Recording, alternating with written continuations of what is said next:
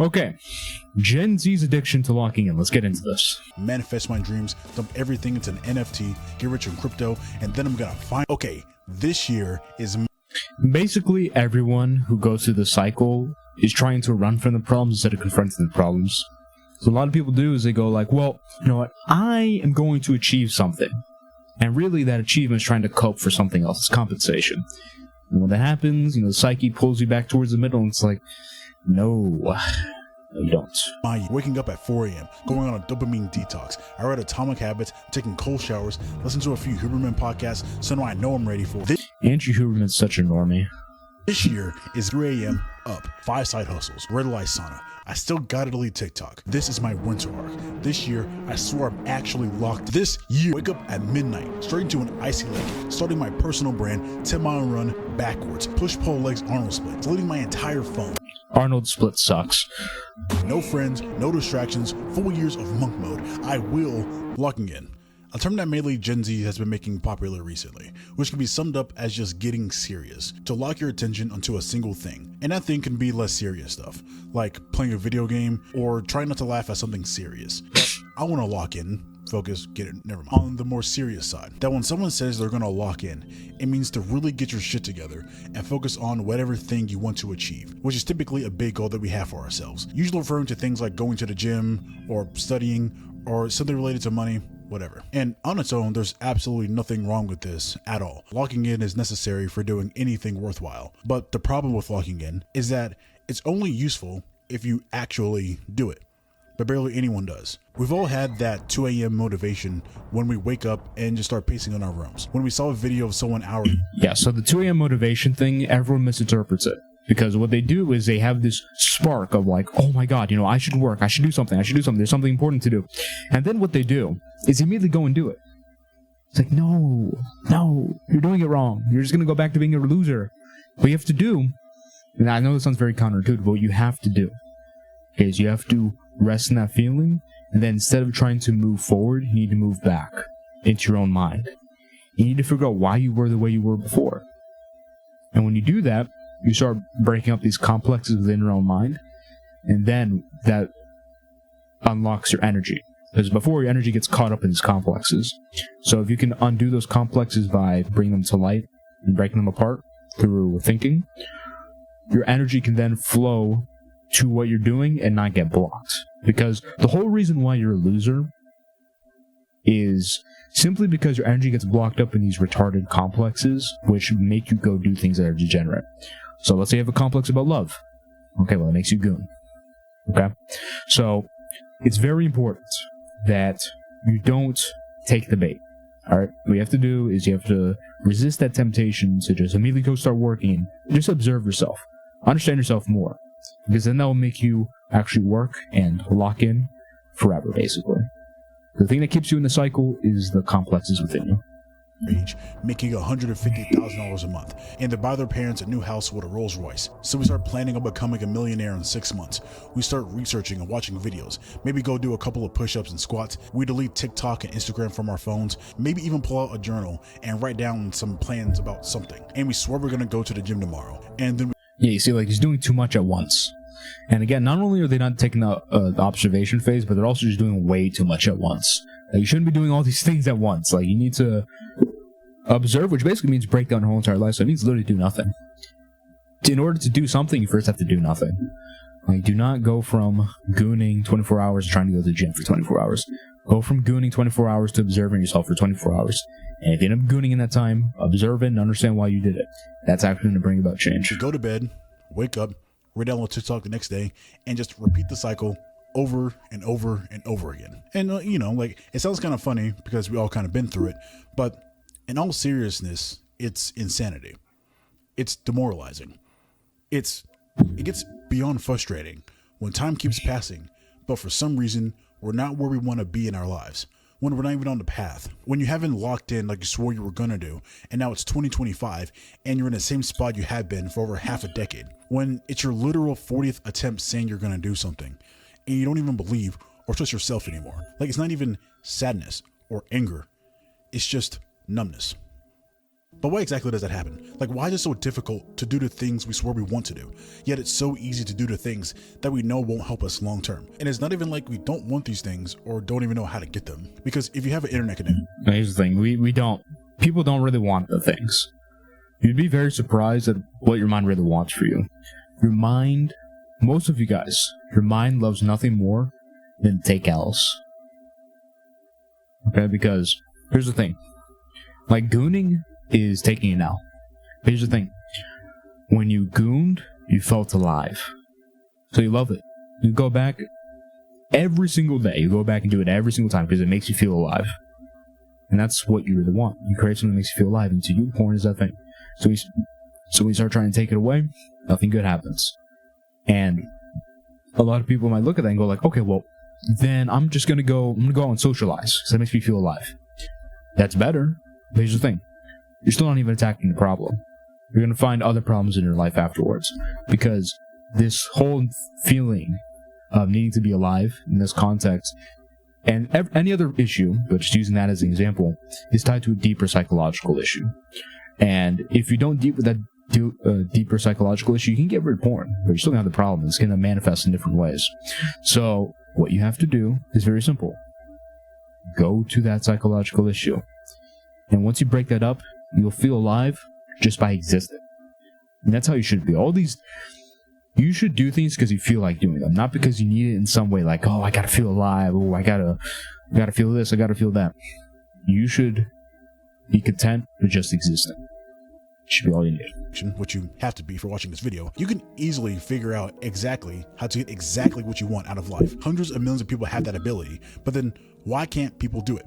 Why can't people focus? Why can't people stick with something longer than 75 days? Why will 90% of people live the same year over and over and over again? Why can't Gen Z seem to lock in? Well, first of all, it's not just Gen Z who can't lock in, but almost every human for all time. Because focusing on long-term goals outside of survival inherently goes against human nature and the way our minds work, but more on that in a second. And second off, why exactly is locking in so important? Because if you research different people who've done any... That's wrong. Humans used to embody archetypes of society, so there would be like a builder, there would be a blacksmith, so on and so forth, and they would just do that for their whole lives and get really good at it.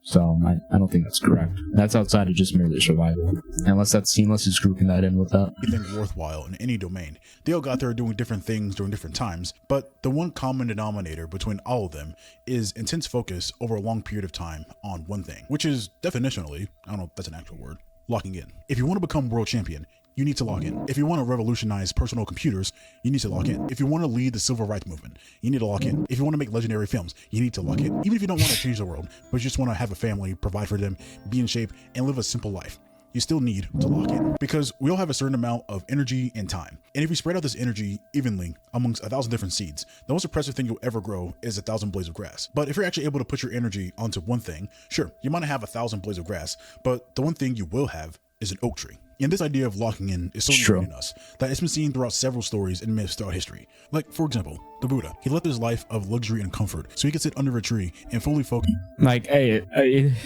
as an archetype, Buddha, whatever. But, like, really, you're going to talk about Buddha? Like, really? The gayest thing to talk about. Oh, well, the example for my locking in video is going to be Buddha. Really, Buddha? It's so cringe. How about Jesus Christ?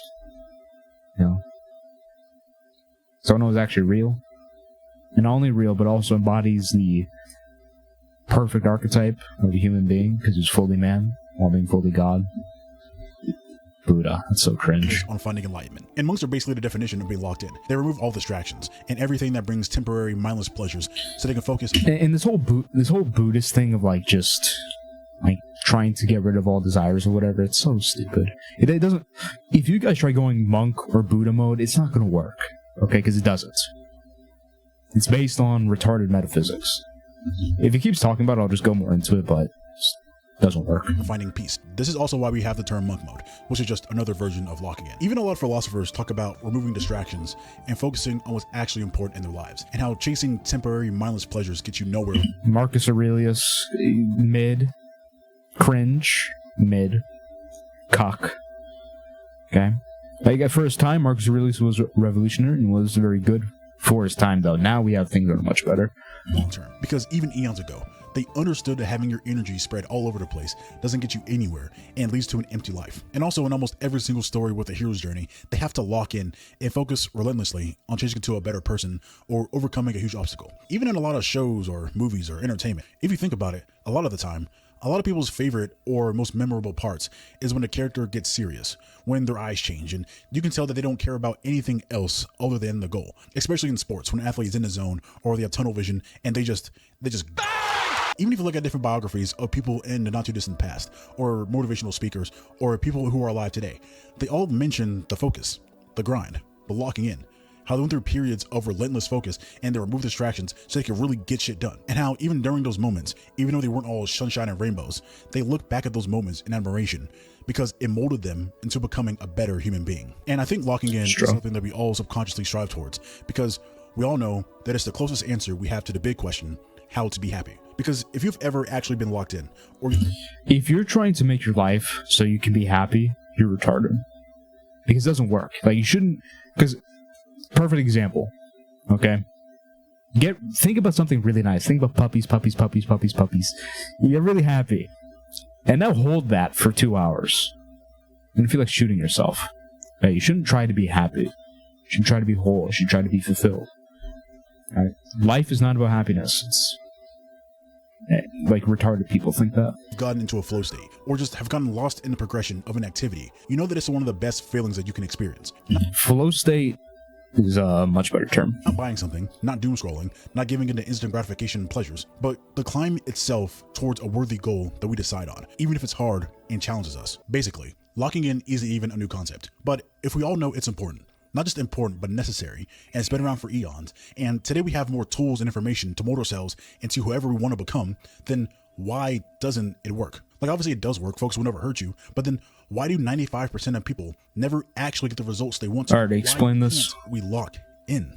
Okay, well, there's 4 big reasons why locking in doesn't work for most people. For one, most people have no why. Most people don't even start with a reason, the purpose of why they're deciding to lock in. They say they want to change, but don't even know why. Like, and this is why you need an ethical and moral system in place in order for this to make any sense. Because when you lock in, you're saying people should be like this or I should be like this. How do you ground your should statements? What gives any force to a should? Is it people's opinions? Is it, well, that's just how it is? Fallacy? People's opinions also a fallacy? Is it evolution? Not true, but also a fallacy? Why should people do anything? That's a good question. Why go to the gym?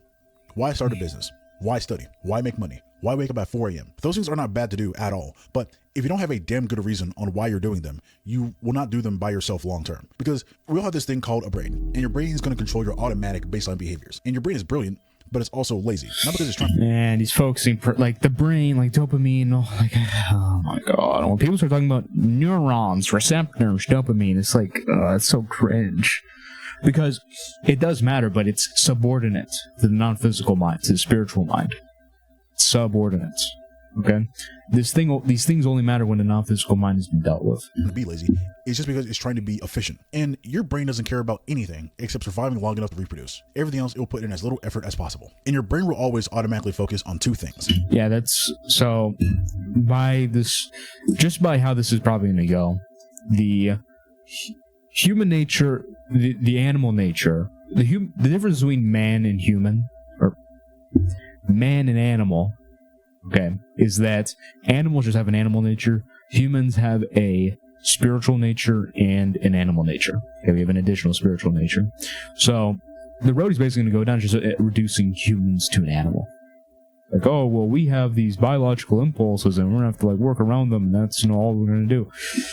That's like subordinate to the higher spiritual ideas, because we aren't just balls of meat with impulses. Like, to get like philosophical, if you take this position of just like human nature, the brain, whatever, you don't have free will, because you can't control the brain chemicals that are going around. You can't control when your neurons get fired. I mean, go fire a neuron, force yourself to fire this specific neuron. You can't do it. It's a physical process you have no control over. You just don't have any control over it. Unless you posit, that means you have no free will. Unless you posit some sort of non-physical spiritual soul that allows you to control your human body and is separate from your human body. In Christianity, we have this. We say when the human body dies, the soul doesn't die necessarily. It might go to hell, but it's not connected to the body. It doesn't just cease to exist. So yeah, this is everything you say based on that is mostly going to be wrong, or just subordinate information that isn't important with the more important information taken into account first.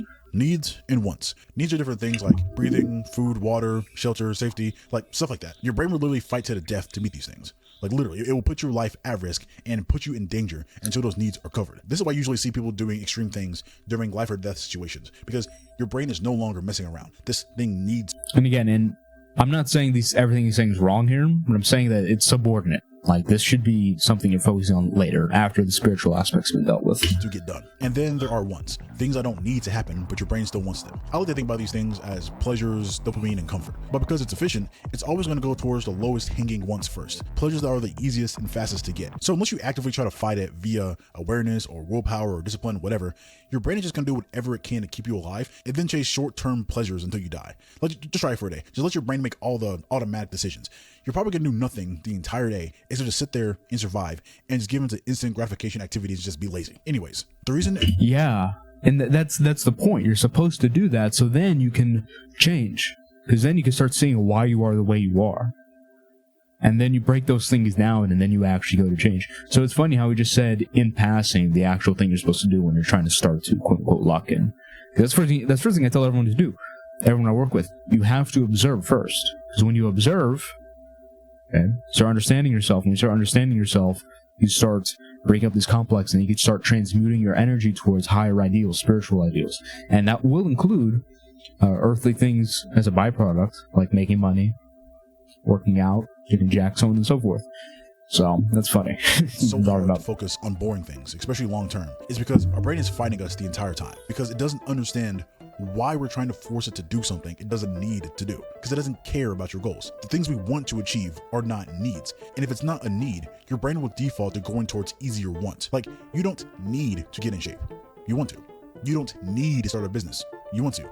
You don't need to do a lot of things because the world can handle all of that for you. And the stuff you want out of life will make you feel good eventually, but the path to getting there is long and boring, uncomfortable, and risky. And your brain hates those things, especially when it can feel good instantly all the time. So unless it's truly important to you and your brain, you will never... The useful part of looking at this is understanding how they weaponize human nature. Because what he's saying here is about the instant gratification stuff. It's true because humans suppress their spiritual nature in favor of the human nature. When they target the human nature just by trying to exploit things like dopamine and scrolling and porn and whatever, it works because of that. So it is important to recognize this stuff. Inevitably fold. Think back to whenever you're working on anything. Automatically, probably several times, your brain will ask you, why? And if you don't have a good answer to that question, your brain will just slowly turn off. But then imagine those times whenever you had a good why for something. It feels like you have almost this unlimited restless energy. Like, have you ever had a day in which you had something huge planned for the next day and you were able to wake up at like 4 or 5 o'clock in the morning with almost zero effort? Almost like your brain automatically woke you up. It's because you were actually excited to get up because you had a strong reason why to get up. Versus the days whenever you hype yourself up with some empty promises, you don't plan anything, you don't have a why, you just saw someone else doing it, and now that 5 o'clock alarm goes off and there's gonna be a 90% chance you're gonna hit snooze and go right back to bed. And it is kind of corny, but it's that quote where it's like, any why can be any how. Because if you have a strong enough why, you will do it. Quoting Nietzsche is gay, by the way. Nietzsche is cringe. And the reason why can be good or bad. If someone put a gun to your head, is one of those things we've heard our entire lives. And it shows us that we will do crazy shit we don't want to do if you have a good reason behind it, even if it's negative. Same. Yeah, so, and like, just framing like this is dumb because it's really just, this guy's just setting it up that, from what I can see, we're 10 minutes in, there's 19 left, so let's see if he'll say something else. But as of now, it just seems like he's going to set it up to where, he's basically going to set you up to where you're coping in a different way. So you're coping for your own voids within your own soul with porn, TikTok, so on and so forth. And now he's going to replace it with, well, just going to the gym, whatever. At least that's what it seems like so far. With, if someone gave you $1 billion, shows the crazy shit we will do trying to chase a huge reward. But most people usually have neither of those. They're just floating around in the middle. They don't have a pain they're running from or a huge reward to chase. So a big reason people can't lock in or focus on something long term is because they don't even have a good, strong reason why behind it. Like, it needs to be something bigger than, I want to get rich or I want a 6-pack. But like, why? And why that? If someone says they want a 6-pack but don't really have a good reason why, then there's a 90% chance they just won't do it. But then if someone says they want a six-pack because they were bullied their entire lives and they want to prove to themselves that they can do it, that's a much stronger why that will push them. Yeah, that will get them to do it, but it's out of cope. So when they get it, they won't really feel it. Because here's the thing. Okay, the example always used for everyone, and this basically tells you if you're a materialist or someone that actually acknowledges the full nature of humans. So, would you rather feel like you had a Lambo but not have one? Or would you just rather have a Lambo but not feel like you have a Lambo? If you answered that you would rather have the Lambo and just not feel like it, then you just don't understand how any of this stuff works. Okay, because what do you get from a Lambo? That's actually important. The feeling. It's just metal formed in a certain way that has lights on and it can move. Right? That's not very special intrinsically. But you apply specialness based on the feeling and thoughts associated with it. Right? So that's kind of the point. You have to understand that there's more than just these physical objects. Okay? You have to understand there's more than just the, well, I have a six-pack now. Because here's the thing. The guy he just brought up in the example, when that kid gets a six-pack, sometimes look in the mirror and like it, but he's going to keep thinking, I want more, I want more, I want more. Because he never really fulfilled the issue. Okay? It was just a cope. Getting the six-pack was a cope. And most of the time they don't even get it, because they don't even know what they're doing to get a six-pack. Do things that they don't want to do, even when they don't want to do it. For most people, the goal disappears for themselves. Like, if you're living your life doing things you don't want to do, because of like discipline and like locking in, you have no idea what you're doing. As soon as they put their phone in their hand, it's not something that's so important to them that it bothers them not going towards it. Something so important to them that doing anything outside of the progression of that goal seems like a waste of time. Something that would be the last thing on their mind whenever they go to sleep and the first thing on their mind whenever they wake up. If you can find that thing and focus on it, then locking in becomes almost automatic, because then you simply do whatever it takes to achieve that goal. But most people never have a bigger reason other than voice on the internet told me to take cold showers, and then are surprised whenever they can't keep it up. 2, most people have extreme short-term thinking and low attention spans. Most people see locking in as a quick sprint, not even a 100-meter sprint, more like a 40-yard or a 20-yard dash, when it's actually an ultra marathon that never really truly ends. If you're trying to reach a goal that takes years, a few weeks of effort isn't going to do anything, no matter how much effort. Okay, that's true. I think this is just generally true. Like I said, I think what he just said was wrong, but generally speaking, when he talks about like the dopamine, so on and so forth, attention span, he's right about what he's saying, but it's not subordinate to the spiritual nature, so it doesn't really work, practically speaking. But in this case, yeah. Because it's not like the spiritual nature and the animal nature are like fully separated. They are connected, right? So if you have a short attention span, that limits your ability to use your full spiritual nature. So that would be a case where you have to train the human nature in order to expand the window in which the spiritual nature can fill in, right? So this is important. You put it. Most of the goals we have for ourselves are pretty big, highly variable, and don't have. I'm going to take a piss real quick. I'm going to play the video. I have a wireless headset, so I'm going to take a piss, play the video. If there's anything interesting he says while I'm in the bathroom, I'm going to talk about it when I get back. Have a clear path, and it's probably going to take hours and days and months, maybe even years of trying before any results begin to show. You have to front load so much effort before you'll be rewarded on any of that effort. And the modern world has trained us at every step to expect everything to be instant and comfortable.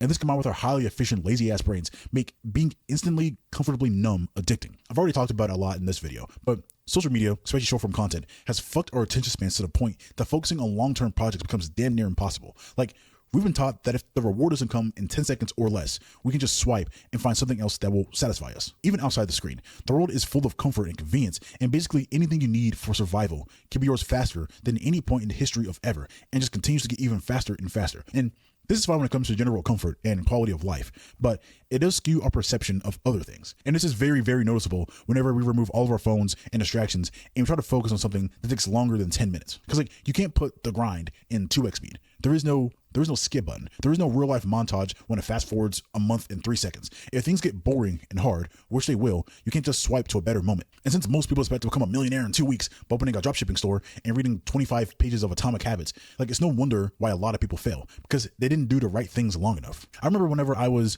12 or 13 years old, I wanted to get abs. So I did some research on YouTube and I found one of those 6-minute ab workout videos. And I did what it said, but I got really mad at the very end because it said I had to repeat everything I just did 4 times. And I thought I got scammed, but I didn't realize until I got older that it's repetition over time that builds results. Because like the video wasn't lying. Like if I would have done what the video said, I would have gotten abs. But it wouldn't just take one set, but maybe like 600 total sets over the course of months before I started to see a really huge difference. But I didn't know at the time that if you just do the simple things, That's not how you get abs, by the way.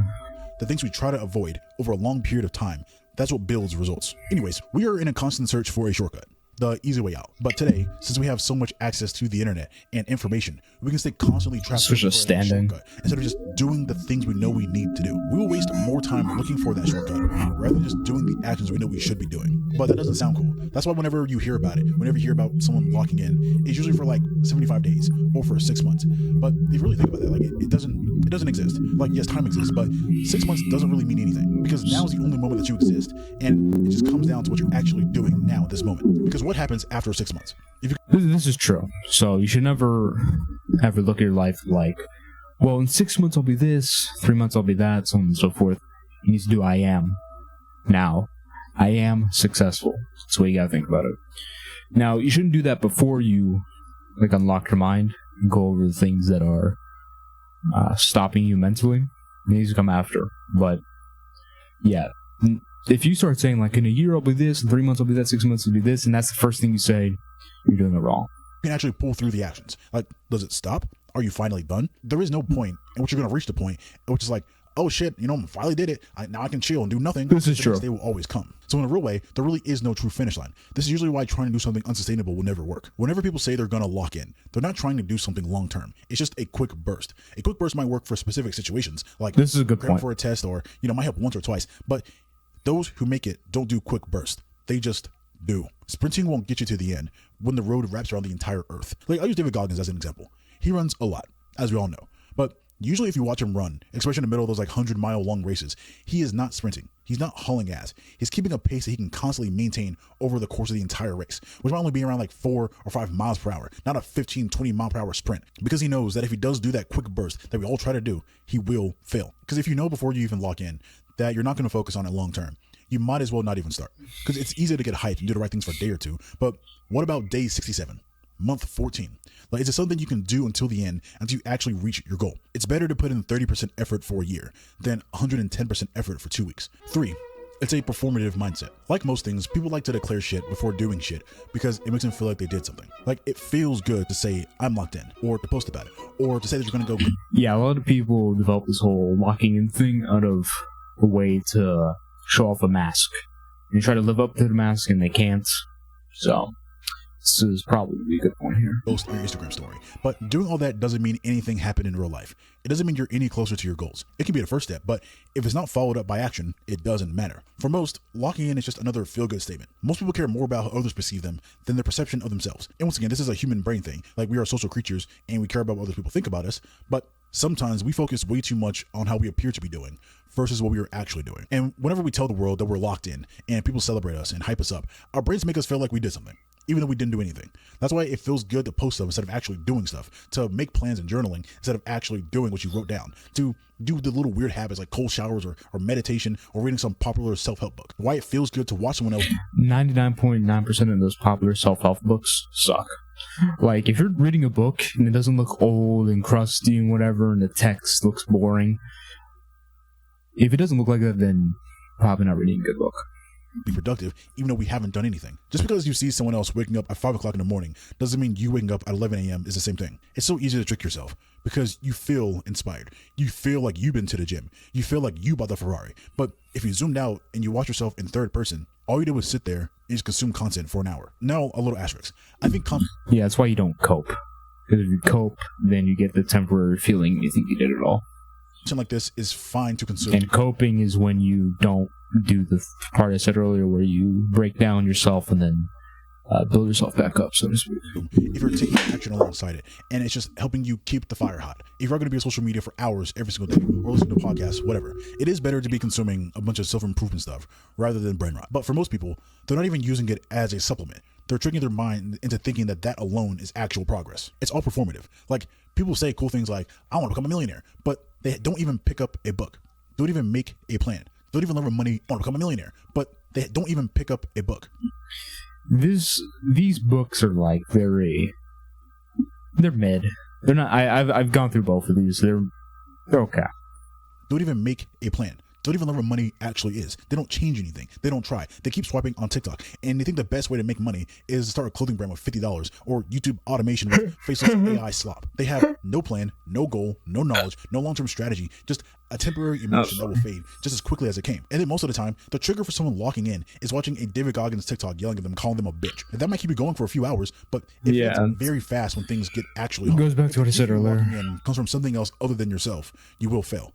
If you need someone to tell you to lock in, then you're not actually locked in. Most people don't know how to actually work on something outside of the things they're told to do. Most people will put more time and effort into pleasing someone else rather than focusing on the goals they have for themselves. For example, if someone was told to be up earlier at their job at 6 a.m. instead of 8 a.m., they would be there at 6 a.m. But then if they made the same promise to themselves that they'll be at the gym at 6 a.m., they would sleep in and miss it for the third. Yeah, it's because those people have a very weak archetype of law and order. Okay, and that's some people who highly identify with Law and Order, they could also struggle with that if they're using it as compensation. But the solution to that, it's either there is a phantom complex, which is like the repressed aspects that you have to reveal within yourself in order to change, or there's kind of a over-identification with the archetype of the worker. Needs to be told what to do in order to do things. So it depends on the person's specific situation, but generally speaking, that's going to be something where you have to do what I said earlier, but also see how your archetypes are. Can you balance the archetypes that drive you to do things and also drive you to not do things? Because you have to balance them. You can't identify too much with them, you got to balance them. So then you can have all the benefits of each archetype. Week in a row. Basically, a lot of motivational walk-in stuff is usually advertised as fun, high energy, feel good, hoorah. But if you've actually done something on your own, you've realized it's the opposite.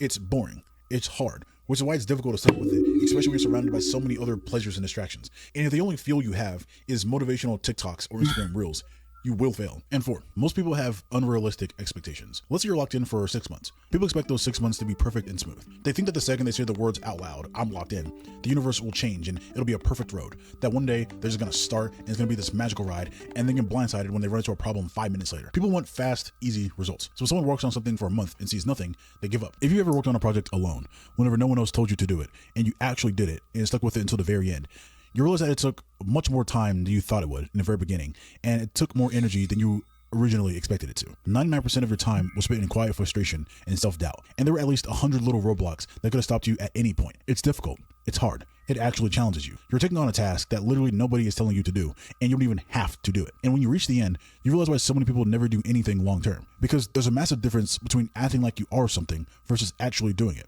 The hype and the theories of how to be productive versus actually throwing all of yourself into a task and getting lost in it. You start to understand that there is no secret. The only thing you can do is do. It's not a Rocky movie when you do 5 push-ups and the whole crowd is cheering for you. It's usually dark and quiet and boring, and it's usually... Yeah, this is why you can't do the coping thing, because then when you don't have this external stimuli, you just give up.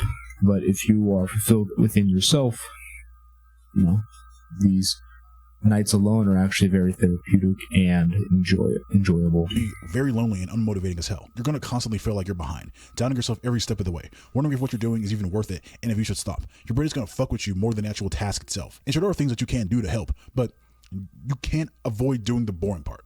The thing we know we should be doing, that we try our best to avoid. They also think that during that period, it's going to be this constant up, up, up, and every day is going to be 100%, when in reality, half the days are going to be below average. If you focused for a full year, that means 6 of those months are going to be below average. And most of that time, average doesn't even feel good. Some days are going to be missed. Most days you aren't going to do everything you set out to do.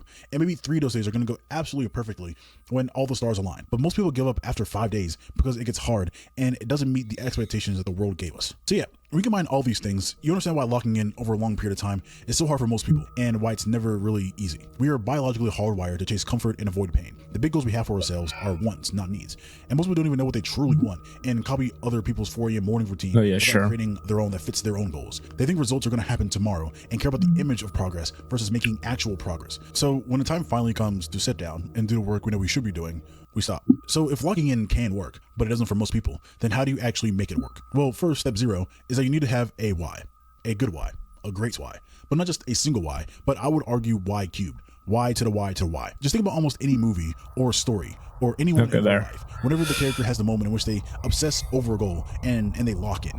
Why does that happen? It's because they found their why. Something clicks in their mind, and that purpose, good or bad, is something that becomes a need. And it's usually something bigger than themselves, something more than some small, vague... Yeah, so this is a part of what I call the second stage, but you can't do this when you don't break yourself down first, because if you don't break yourself down first, what happens is that you end up attributing false whys that you don't truly believe.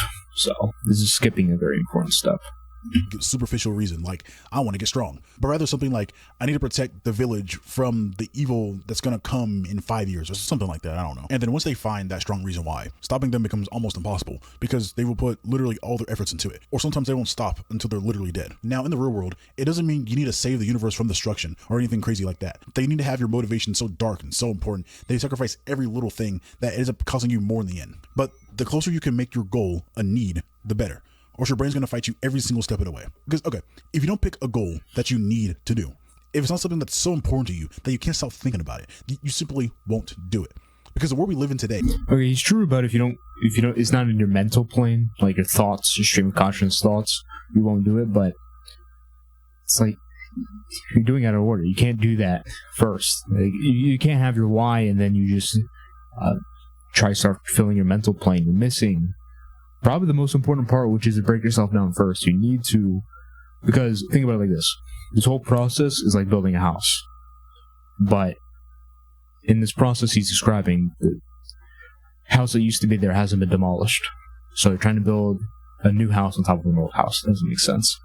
And it's going to fall apart. It gives us so much instant comfort and pleasures and distractions, and this ocean of instant gratification is going to easily drown out a meh reason for doing something. If you're going to do something over a long period of time, you need to have something else as fuel other than your motivational, happy, feel-good emotions. Because one day you feel great, and the next you're questioning the purpose in anything. And if you solely rely on them, then your progress is also going to be random. Just random bursts of motivation that get you nowhere long-term. It's corny, but it's like the quote I said earlier, how any why can overcome any how. Or, if you want to succeed as bad as you want to breathe, then you'll be successful. It sounds kind of corny, but it does have a lot of truth behind it. You constantly just do breathing, even though you're not constantly thinking about breathing. And if you don't breathe for 30 seconds, you will do anything to get air because it's a non-negotiable. Or almost any example. If someone's... Yeah, no, like, operating like this is just so retarded. You're just going to live your whole life either coping or just hating everything. Okay? Because you're not... Because in here, there's no embodiment of your goal. Right? If you have a goal, to achieve it, you have to become one with the goal. So when you act in that goal, it's not a force. It's not like I need to do it. It's just who you are. I am. Right? But you need to do other parts first before that. So, you know, this is like what smart people say and think. And I'm sure this guy's cool. He said a few things that are smart, but like, this is what people who are like, oh, well, you know, the discipline, motivation, TikTok stuff doesn't work. This is what actually works. And just say something almost equally as stupid.